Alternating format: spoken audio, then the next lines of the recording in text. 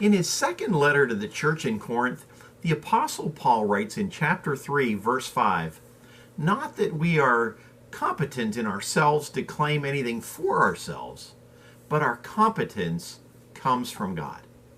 Or in essence, our power and our abilities and our sufficiency are from God. Now, these words can help to keep us grounded, but sometimes we get way ahead of ourselves and try to take credit for what God has given us. Before his 1971 fight of the century with heavyweight champion Joe Frazier, undefeated former champion Muhammad Ali said, "There's not a man alive who can whoop me," as he jabbed at the air with his blinding left hand. "I'm too smart," he said as he tapped his head with his glove. "I'm too pretty," as he showed the cameras his profile, like a bust on a pedestal. "I am the greatest. I am the king. I should be a postage stamp. That's the only way I'll ever get licked." Well, guess what happened in the fight?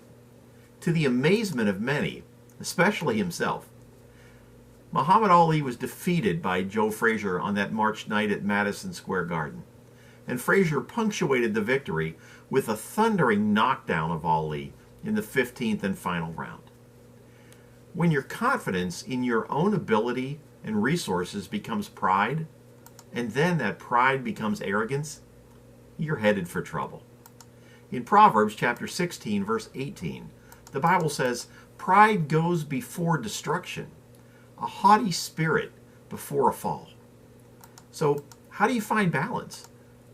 By remembering that every gift, ability, talent, and resource that you have comes from God.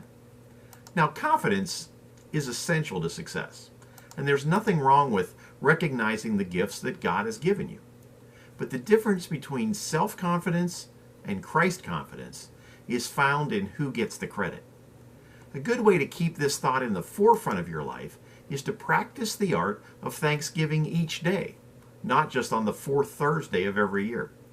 It is hard to be too self-confident when you acknowledge that you are nothing without God's grace, which is his unmerited, unearned, and undeserved favor. In 1 Peter chapter 5, verses 5 and 6, Peter writes, "In the same way, you who are younger, submit yourselves to your elders. All of you, clothe yourselves with humility toward one another, because God opposes the proud, but shows favor to the humble.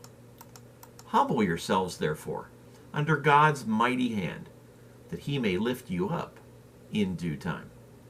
So learn a lesson from the greatest. Don't give place to pride. Instead, give Jesus, the truly greatest, the place that he deserves.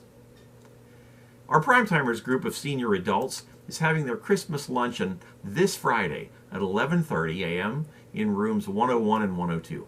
Don't forget to sign up by calling the church office today. And please be praying for our second Operation Christmas Child mission team. They are traveling to Charlotte as I speak, and they'll be working tonight through Thursday afternoon at the Charlotte Processing Center. Have a great week, and I'll see you on Friday with a look at prayer after we return from Charlotte. Have a Monday filled with blessings.